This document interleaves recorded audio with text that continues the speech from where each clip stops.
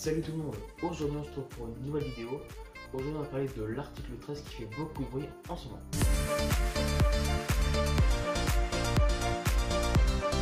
Donc c'est une directive de l'Union Européenne qui vise à protéger les ayants droit, c'est-à-dire tous ceux qui ont donc le droit d'auteur, qui ont créé leur contenu. Par exemple, ce qui m'arrive d'ailleurs régulièrement, c'est quand je prends des vidéos qui sont copyright. Donc c'est-à-dire que quand je faisais pas encore moins de montage que maintenant, je pouvais prendre des rushs d'un jeu et à ce moment-là, YouTube reconnaissait donc les musiques, ce qui faisait que je pouvais me faire strike, enfin non, alors du coup, moi je ne fais pas strike, mais en gros je vais avoir juste des droits d'auteur, ce qui fait que je ne peux pas la monétiser.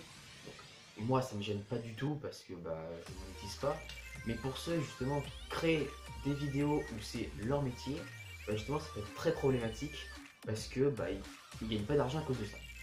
On entend beaucoup parler justement de cette directive, mais il faut faire très attention et décerner le vrai du faux, car il n'y a pas que des inconvénients. Par exemple, quand j'utilise une musique qui est copyright, les ayants droit, donc c'est-à-dire ceux qui ont créé la musique, ils doivent se plaindre en fait, mais ils ne justifient même pas pourquoi. Et c'est donc moi qui dois justement expliquer pourquoi je n'aurais pas fait. Donc après, quand je dis moi, c'est tous les autres youtubeurs, hein, bien sûr. Alors moi du coup ça me dérange du coup pas, mais tous ceux qui se font démonétiser à cause de ça, justement ils doivent se plaindre et expliquer pourquoi, et ça peut être très long.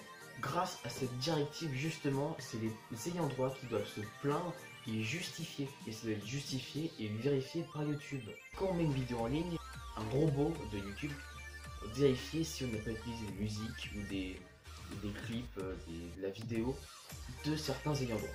Et c'est justement là que le problème vient, parce qu'en fait, l'Europe, elle, ne veut absolument pas empêcher de mettre des vidéos sur YouTube. C'est que l'Europe a décidé que pour protéger mieux les ayants droit, ce sera YouTube qui sera considéré comme responsable, au lieu que ce soit le youtubeur qui soit justement impliqué dedans, ce que d'ailleurs serait normal, c'est normal, c'est sa faute.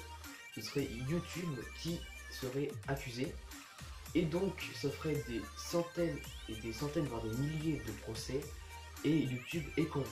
Résultat, YouTube pose l'ultimatum, comme il ne peut pas vérifier tout directement par des personnes, parce que des millions et des millions d'heures chaque minute sont upload sur YouTube, YouTube menace donc d'empêcher tous les youtubeurs européens d'upload des vidéos.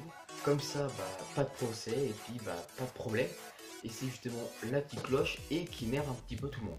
Au final, on accuse beaucoup l'Europe de vouloir nous censurer, de nous empêcher de upload des vidéos, mais en fait pas du tout. Eux ils veulent justement nous protéger. Au contraire, c'est plutôt YouTube qui pose problème en voulant empêcher justement d'upload.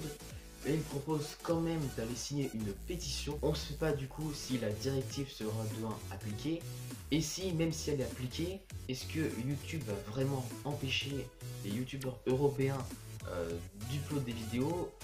Je pense que non, parce que justement ça génère beaucoup de revenus pour YouTube. Bref, il n'y a plus qu'à attendre. Alors au final, est-ce qu'il faut signer cette pétition?